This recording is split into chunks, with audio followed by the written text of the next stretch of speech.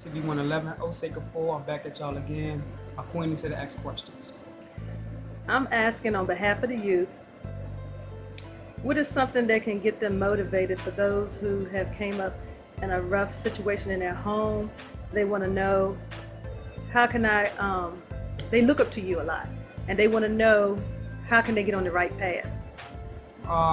Well, as a child, you know, I've been through a lot of things pertaining to situations where my mother and my father, my real father, they experience things on their journey of destiny, because you can't really judge nobody when it comes to their life, because I feel like your destiny is your author.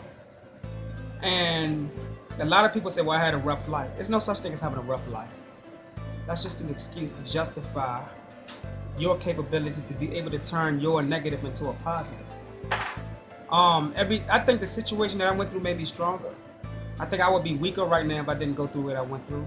So I think the things that my mother showed me unconsciously kind of strengthened me. And I think the things that my father did as far as leaving me physically strengthened me, because I would be a daddy's boy. You know what I mean? I would be attached to a lot of the things that wasn't really in the jurisdiction of me being self-independent. And things like that's going on in communities where people don't really have it rough and they are stressed out. They're pulling their hair out. They want to commit suicide because they're not used to going through things and not having certain things. Me, I didn't have certain things at a young age, so it don't hurt me right now to go through situations and still be okay. You know what I mean? So to those youth that's out there, our young men, our young women, in particular our young men, I'm gonna touch on that first. I want y'all to stay strong, because the things that's going on in society is conditioned by way of a system that has systematically oppressed us in a way where somebody is benefiting, not financially. I used to think financially, but the rabbit hole is deeper.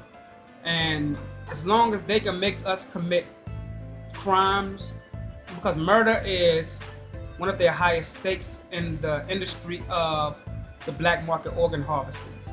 So whenever they are putting things in our community to assist us into creating these things where they can get our bodies is the biggest human resource. It's not oil, it's not diamonds, it's not gold, it's not other physical resources. It's your melanin, because your melanin is worth $353 a gram.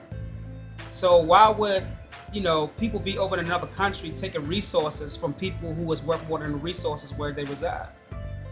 Think about what I'm saying to you. If I come into a jurisdiction and you got gold, right? And the gold is not worth more than my melanin, which is $350 a gram. Would I go and take the resources of the gold, or would I take the human resource from that person, which is spiritual? So all wars are initiated when you see the government initiating wars, people say, well, America's going to war over here.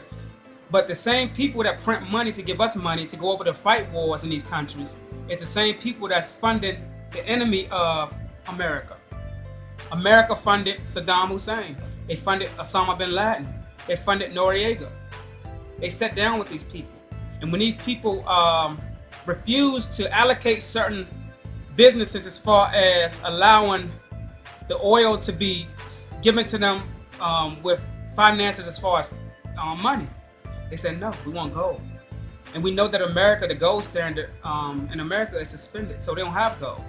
So what do America do? They have to make the person that they help fund look bad, because they control the media. And so now they say Muammar Gaddafi or Noriega and them sending drugs and killing their own people. In all actuality, that's hypocritical, because you gave money to Osama bin Laden. You sat down and done oil deals with his family, Bush. You get what I'm saying? So now y'all making him look bad because he don't want to give you oil, because you don't have gold to give to them, and they telling you they don't want your money. They rejecting your money. You get what I'm saying? So that right there, you have to understand that everything works together. When we voting for Democrat and Republican, they both get their same paycheck from the same paymaster. If I'm at McDonald's and I'm the supervisor, and somebody the manager at McDonald's, and I'm going against the manager and I'm the supervisor, you voting for me, but that's not going to do anything for you, because we both get paid by the same people who owns McDonald's. So the Democrats and Republicans work for the same government that's being controlled by a shadow government, a hierarchy of the shadow governments. They control all governments, not just the United States corporation government. but they control all governments throughout the world. So when you vote for one, you really vote for both. So if Obama didn't even get into office in 2008, the same health care would have still been carried out by John McCain or Hillary Clinton. The same people was running against them. So it don't matter. They all have a black book in the office that they have to abide by when they go into that office. And inside of that black book, they have to carry out every order and instruction. The president don't have no power. It's just like when you get a corporation or a 501c3, a nonprofit corporation, you set up a board, right? On the board, you have secretary, and then you have your directors of your board of directors. Then you have your president. But your president can be voted out by somebody else that's higher. You